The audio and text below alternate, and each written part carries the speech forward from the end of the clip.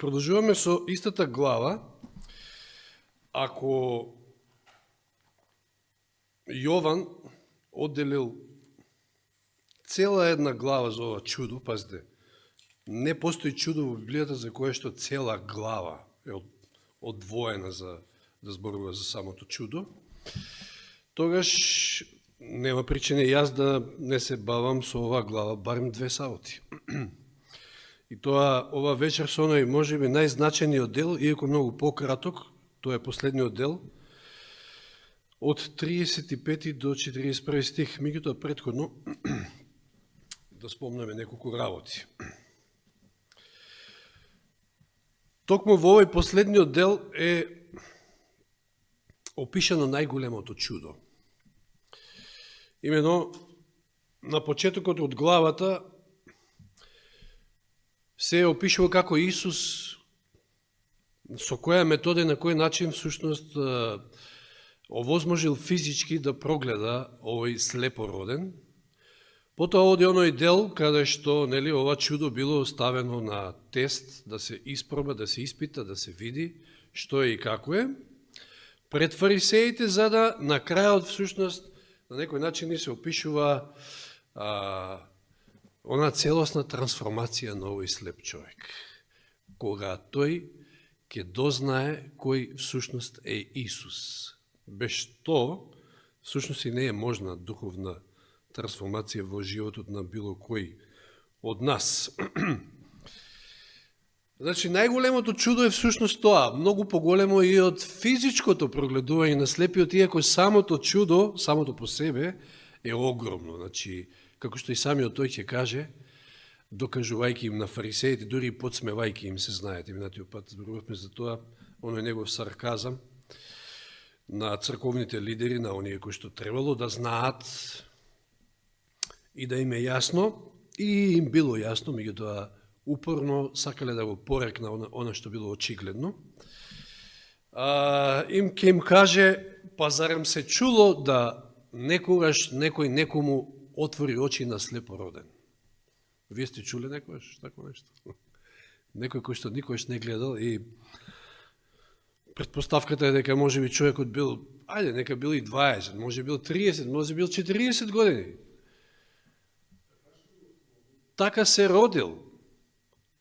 Така се родил, слеп се родил. А денеска и да е некако возможно, во тоа време сигурно не било. Така да, како што кажав, самото по себе ова чудо е огромно, меѓутоа уште поголемо е чудото на неговото духовно прогледување. И повторно ова глава, зошто ни е дадена, значи ова чудо во контекст на, значи се разработува во една цела глава, затоа што овде го гледаме тој контраст меѓу него, а од друга страна фарисеите, и тоа нивно духовно слепило, кој што е најтежок вид.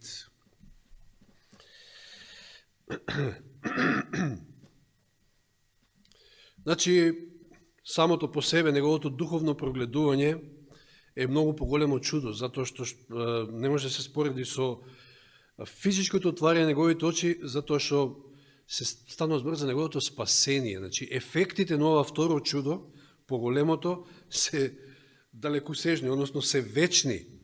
Да, неверојатно е да некој ти го врати физичкиот вид, затоа што по самото тоа тотално му се променил животот на овој човек. Меѓутоа, многу поважно е спасението. Значи, може да се случи и да Господ не ви исцели во овој живот, меѓутоа најбитното е да бидете спасени.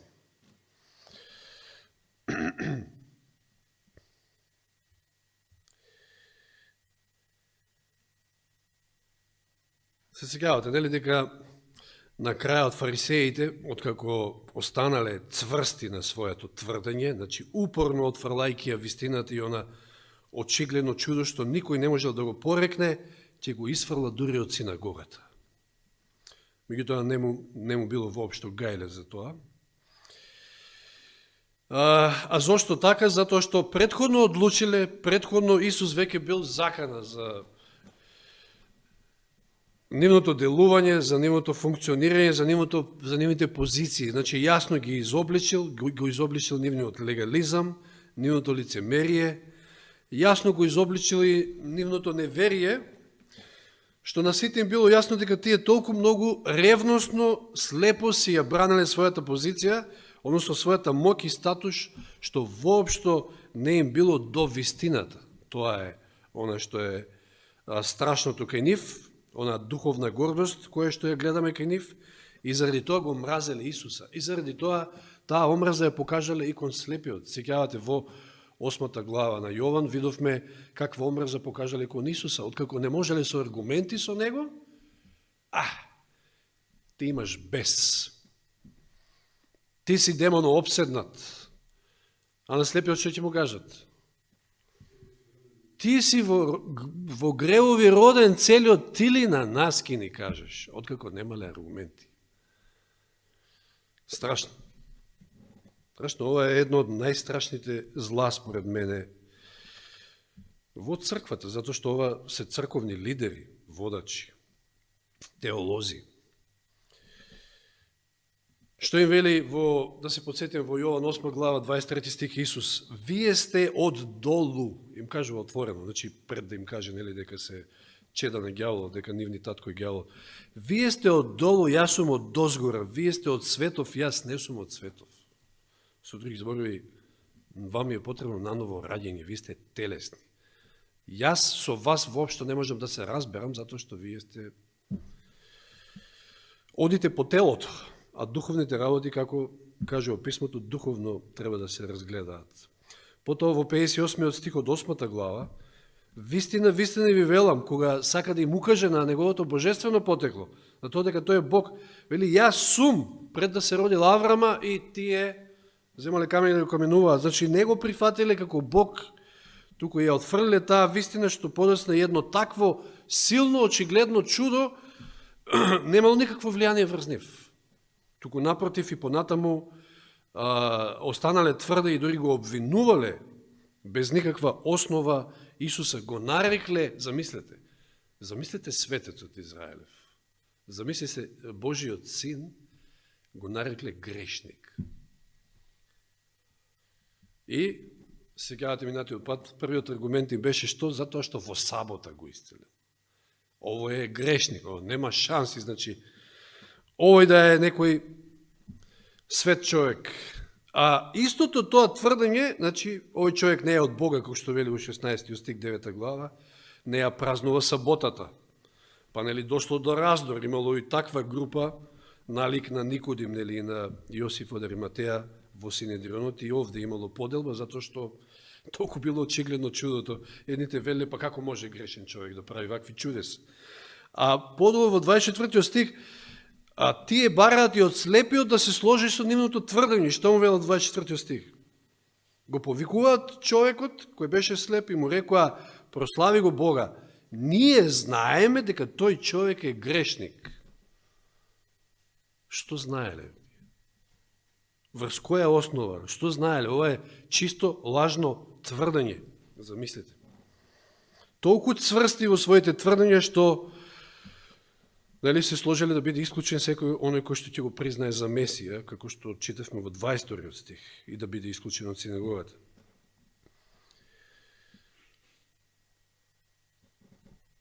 И сега тука е, откако го исфрлаат од синагогата, доаѓа оној дел кој што е навистина неверојатен. Јас самиот спомнав минатиот пат дека нему било многу угајлево, тоа бил најголемиот ден во неговиот живот. Така требало да биде за неговите родители, меѓутоа тие од страф, за да не бидат исфрлени од синагогата, значи реков минатиот пат, лицемерието и стравот од луѓето можат да ве одведат во духовно слепило. Но тој нема никаков страф, тој е радосен. Тој прогледал конечно и го истерале од синагогата, па што? Меѓутоа видите Исус што прави тука. Ова е најубавиот дел. Исус чу, тоа е сега текстот, ќе прочитам првин целиот текст, па потоа. Исус чу дека го истерале надвор, го најде и му рече, веруваш ли ти во Синот Божи? Едноставно прашање, меѓутоа многу битно. И тој одговори рече, а кој е тој Господи за да верувам во него? Видите, повторно таа едноставна негова вера ја гледаме овде. Секој зрачок нов на светлина ја прифаќа веднаш. И Исус му рече, па си го видел, кој зборува со тебе, тој е. И тој рече, верувам Господи, и му се поклони. И тогаш Исус рече, ова е сега, оно е исто интересен дел, не знам дали свеќе има време ова вечер, веројатно ќе има и трет дел. Што вели Исус? Јас дојдов на овој свет за суд. Па нели Јован 3:17, после оној златен стих, вели дека Исус дојде не да му суди на светот, туку да го спаси. Ама овде вели, јас дојдов на овој свет за суд, да прогледаат кои не гледаат и за да ослепат кои гледаат, оние што тврдат дека гледаат. И некои од фарисеите кои беа со него тука во близина го чуја тоа и му рекоа, да не сме и ние слепи? И Исус им вели, да бевте слепи, немаше да имате грев. Но сега велите, затоа што тврдите дека гледате, затоа гревот ви останува. Страшен суд. Да ви остане гревот, знаете што значи тоа? Крај, нема спасение, пропаст. Видите, тоа биле луѓето со очи широко затворени. За жал. И сега ќе видиме ова вечер, веројатно толку имаме време, неколку клучни точки како еден вид на вовед, да кажеме, во овој текст, значи само. А потоа, веројатно следната сабота ќе се позабавиме со трансформацијата што се случува кај овој човек. Тоа е битниот дел, таа метаморфоза, да кажеме. Првин, Исус го побарал слепиот. Уште на почетокот на главата, што гледаме? Значи, во 8 глава Јован што? Земаат камење, ќе го каменуваат, како завршува 8 глава? Тогаш кренаа камења за да ги фрлат на него, но Исус се скри и излезе од храмот. И сега, и кога заминуваше, значи од храмот, виде човек слеп од раѓање. Па нормално е, мислам, слепиот не можел него да го види за да нешто да. Значи тој го гледа него, тој го наоѓа слепиот. И реков и минатиот пат, че иако е во некоја непосредна опасност на некој начин, тој се извлекува таму и не може а да не ги забележи оние страдалници. Не може да не сочувствува, тој е нашиот Бог. Значи тој го наоѓа слепиот, го бара. И очигледно дека иако тој дел него опфативме, меѓутоа што се случува таму на почетокот на главата? Значи кога тој го наоѓа слепиот, учениците му велат, му поставуваат прашање дали е слеп заради неговите гревови или пак неговите родители сгрешиле. И што вели Исус? Не е сгрешил ни тој, ниту неговите родители, туку за да се пројават Божите дела врз него. Господ го планирал ова, Господ го планирал уште откако се е родил овој човек, он го планирал овој ден. Да. Неверојатно. Што мислите дека така не е во нашите животи? Некои работи што се случуваат. Господ чека некој ден нешто да, за да се прослави во нашиот живот. Ден чека. Најголемиот ден можеби во нашиот живот. Можеби уште не дошол тој ден. Значи, не се случува ништо случајно. Не сгрешил ни тој, нито неговите родители, туку за да се пројават Божите дела врз него. Значи, однапред го планира денот кој ќе му го врати видот. Замислите си, цел живот, не знам колку години се опрашање, тоа е мачен живот. Че кој не работи да не јаде, како што вели. Меѓутоа, еве, им било дозволено хендикепираните, ако не друго да просат, што може да испроси? Колку може да испроси и каков е тој живот? Сега одеднаш Исус ќе му го смени тотално животот. Тој е сега работоспособен, тој гледа. Онака бил здрав, веројатно, не му било ништо. Се се менува во неговиот живот. Но, ова сега, значи, Исус го бара. Во 35 стих исто, значи, откако го истерале од синагогата, што вели? Исус чу дека го истерале надвор, го најде. Исус повторно го наоѓа. Затоа што овој нели уште и не го видел Исуса. Се уште. Не знае како изгледа. Исус повторно го најде. Што ќе беше со нас ако Господ не побараше нас? Дали ние некојаш ќе го побаравме? и ќе си останевме во нашите гревови, кој знае кај ќе бевме. Исус е тој кој што не бара, и Господ ги побара Адам и Ева на почетокот. Неговата иницијатива беше тоа. Не бара за да не најде, што вели Лука 19:10. Зашто човечкиот син дојде да го бара и да го спаси изгубеното. Колку прекрасно, значи уште на самиот почеток од главата. И на самиот крај, откако е истеран од синагогата, неправедно секако. Исус го побара и го најде. Зошто? Затоа што, знаете, тој му го вратил физичкиот вид, меѓутоа има уште нешто што не е завршил со него. Делото кај него е недовршено. Она најпрекрасниот дел што туку доаѓа. Така и во нашите животи. Може би ние сметаме дека сме, не знам, во некој добар духовен стадиум, не знам, може мислиме, често пати изразуваме желба и тоа е добро како желба. Сакам Исус да дојде, ако може и уште утре, значи доста е, веќе маки и така натаму, ама дали сме спремни? Може би сметаме дека сме супер, но може би Господ се уште има уште некој дел кој што треба да го доврши во нашиот живот, како еве со слепиот. Видите, он постепено прогледувал. Може да кажем, и минатиот пат кажавме, духовните очи му се отварале, паѓале тие лушпи од неговите очи полека. Но конечно, за да прогледа, мора да поверува во Божиот Син. И тој ќе го направи, таа негова едноставна вера. Но тоа е најклучниот, најбитниот дел. Значи, Исус има уште недовршена работа со него, тој треба да поверува во својот Спасител.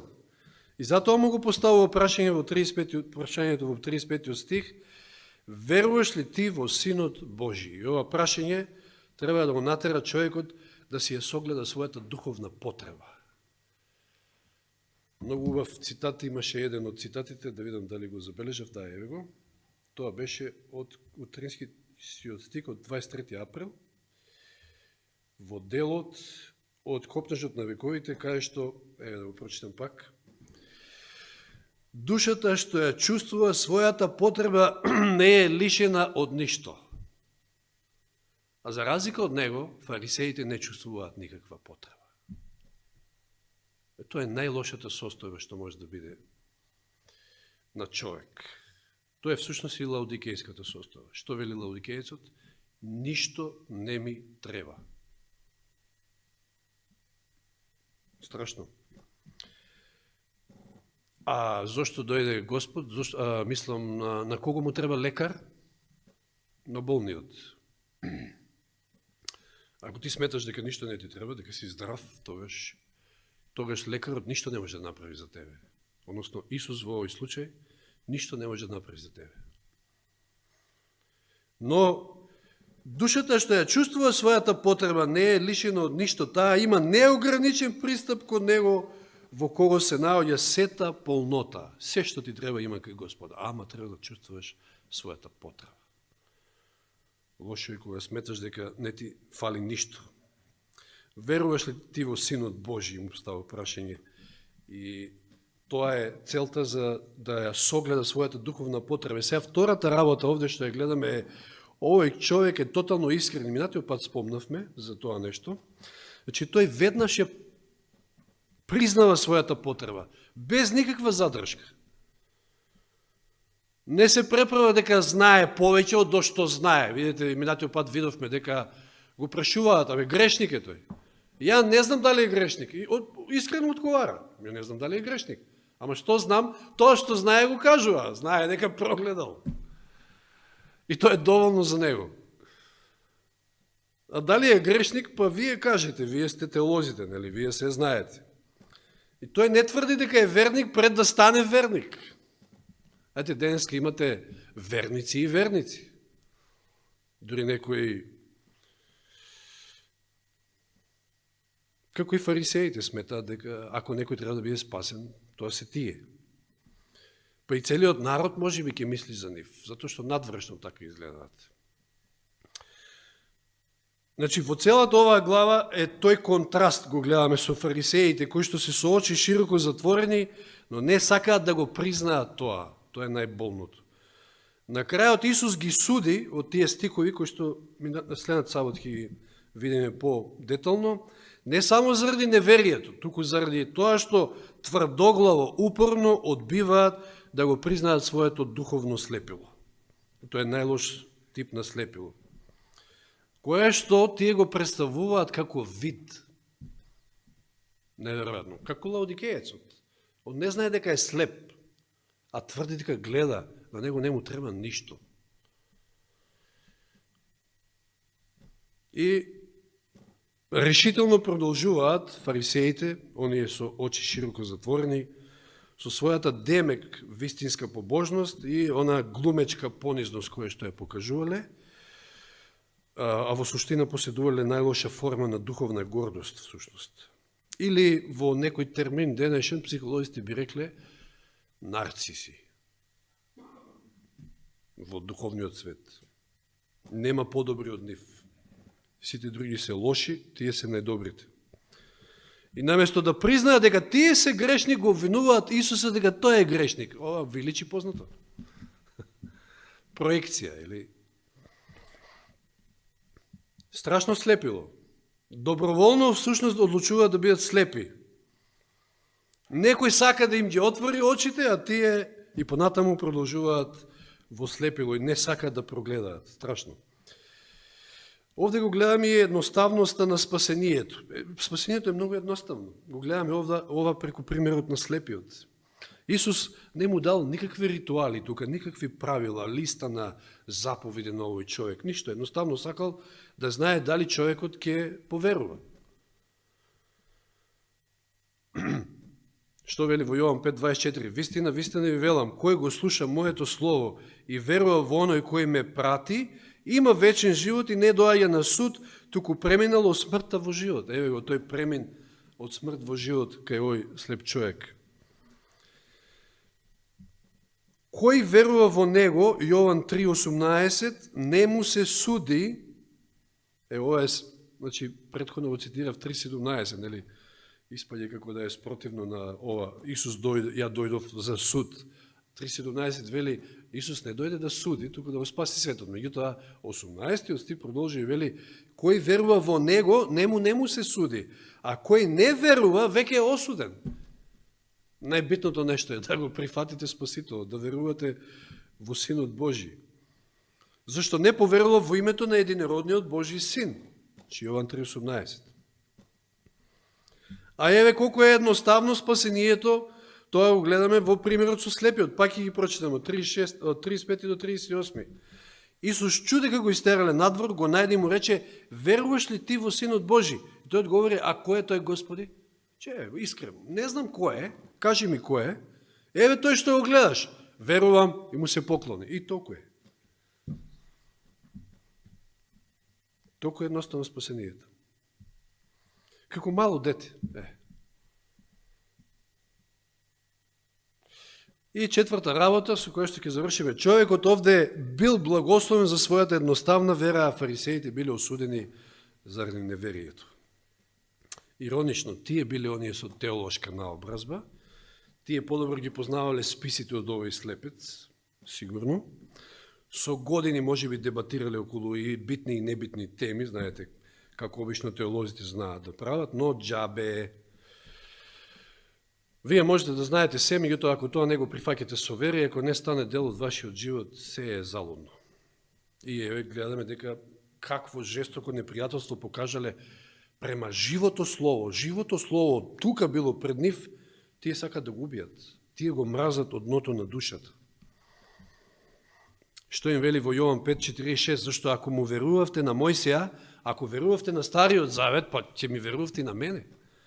А се фалеле дека се Мојсееви ученици, дека ја држат Тората, сите тие закони.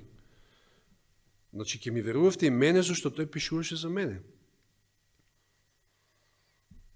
И затоа Исус ги осудува на најјасен начин.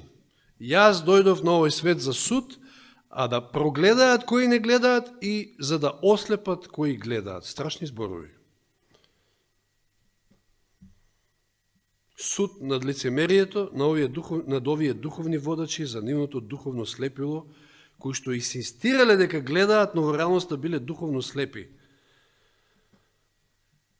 На таквите тој им вели дека ќе ослепат. Всушност, со други зборови, заради тврдоглавоста, уште повеќе ќе се запечатат во своето слепило и со тоа ќе се ја запечатат и својата судбина. Тоа е всушност оно што сака да ми го каже кој вели ќе ослепат, тие што гледаат, кои што тврдат дека гледаат. И потоа нели им вели 41 стих, да бевте слепи, немаше да имате грев, но сега велите гледаме, затоа гревот ви останува. Што значи, како што кажав, сигурна пропаст.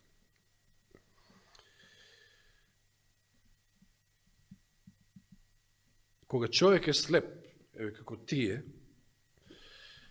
ако не мрдне од таа мртва точка, тој за него всушност тој не може да се огледа никаква духовна вистина. Ништо од тоа. И сега од една страна слепиот добива и духовен вид покрај физичкиот, а фарисеите остануваат непоправливо слепи. Страшна состојба. Еве пак тој контраст го гледаме. И ова е едно големо предупредување за сите нас. Човек може да верува дека ја познал вистината, може да биде со години во црква, но може да биде обичен лицемер. Може не го прифатил се уште Христа. Може би се уште не поверувал во Христа. Јас денеска спомнав и минатиот пат и во средата, и пак ќе кажам, дали тоа може да биде Аце од Свети Николе, дали тоа може да биде, да речем, пријател од Трајче, дали тоа може да биде некој Петко, Трајко, било кој. Ја не навлегувам во тоа. Ѓаволот кој знае што работи во главите на тие луѓе, еве Трајче, за жал, кога му е најтешко во животот, тој се повлече тотално од нас. Аце, иако беше видливо дека има телефон во джебот, откако направивме еден убав разговор и сватив дека и понатака ете чита, значи не е оддалечен од Библијата, меѓутоа толку разочарен од луѓето, сите лажат, сите вакви, сите такви, не верувам на никого, се чувствувам осамено, едно друго, си нашол друштво со наркоманите, и кога му побарав број за контакт, неам број, неам телефон, вика, го скршив, не знам ова, не знам тоа, мислам, чинам дека ми излажа, а зашто? Затоа што, ете, нема доверба човекот. Се нашол во една таква состојба. И сега, прашањето е дали може би тоа е и до самата црква, дали тоа може би до самите нас. Зошто луѓето нема доверби во нас? Што се случува?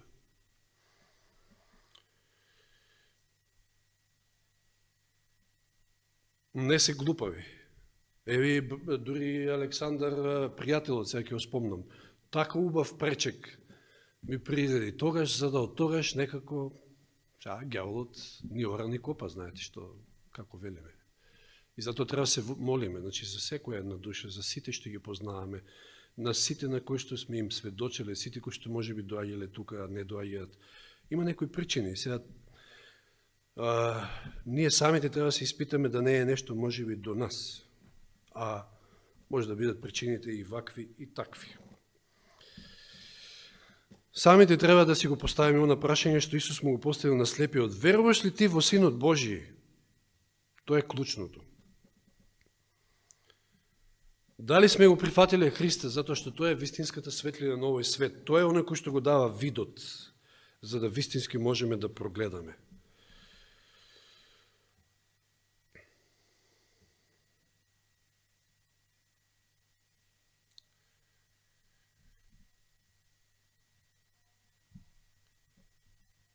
Оно што го кажав, најтешката ситуација, значи, ако ние немаме чувство за нашите потреби, ако сметаме дека сме достигнале некое ниво, кај фарисеите тоа го гледаме, ги затвориле очите за така очигледно чудо, страшна состојба. Не може тука ништо Исус да стори за нас, освен едно, суд, ништо друго не чека, ако падне во една таква состојба. Значи, нема ништо поуништувачко за нашата духовна состојба од одбивањето да ги признаеме своите потреби. Најстрашно е, сите ние можеме, знаете, тамо 2 глава Римјаните ли беше, кај што вели, ти јудеец, кој што учиш да не се лаже, ти лажеш, ти во, ти оно. И да, јас стално велам, Може да се случи секој од нас некогаш да каже некоја лагичка, така да кажам, бела, не знам што. Тоа се инцидентни некои ситуации, ќе паднеш, ама ќе станеш, ќе се вратиш кај Господ. Меѓутоа, најлошото е кога си во состојба. Кога ти си западнат во состојба и тоа трае, тоа е опасното. Тоа е опасното, тоа е оно што може да те доведе во вакво едно духовно слепило. Ништо не ми треба, состојбата најтешка што може да биде. Ништо не ми треба. Се си имам, јас сум богат, јас се збогатив и ништо не ми треба. Јас сум идеален. Другите не се окей, ама јас сум супер.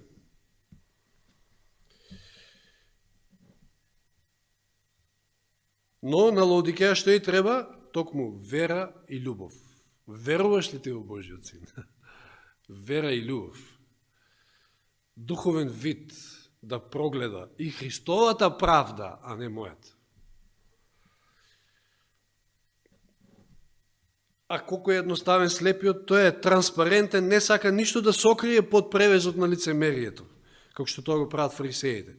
Ја признава својата потреба и со задоволство го прифаќа лекот и затоа наоѓа спасение.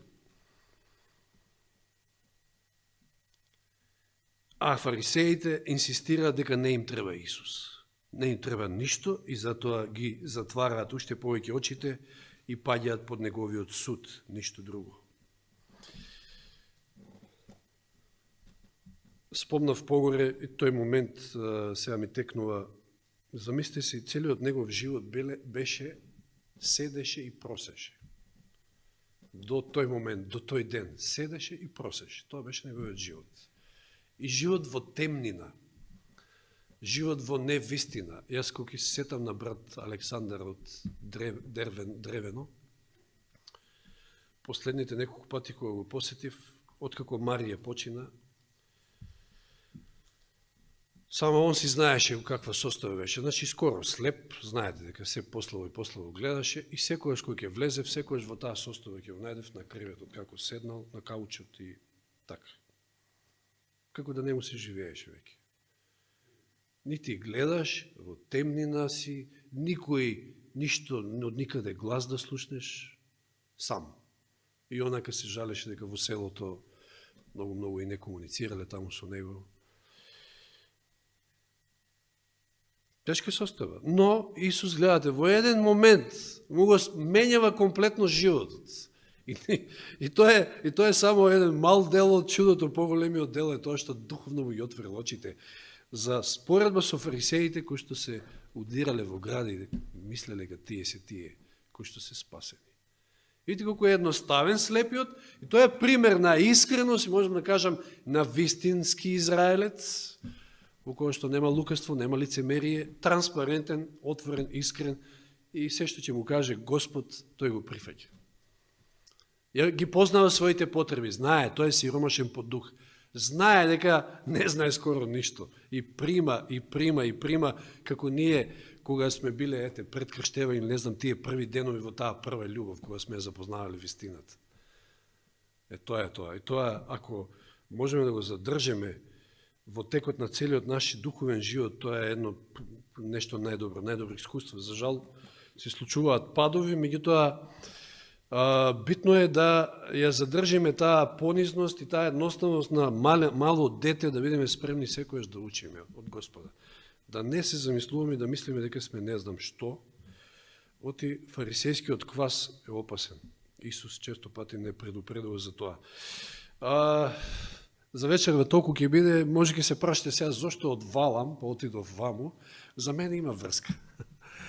Ќе ја најдеме, понатаму ќе зборуваме, па значи не завршивме со ова чудо, со слепиот, ќе завршиме веројатно следната сабота. За сега толку, нека му е слава на Бога. Амин.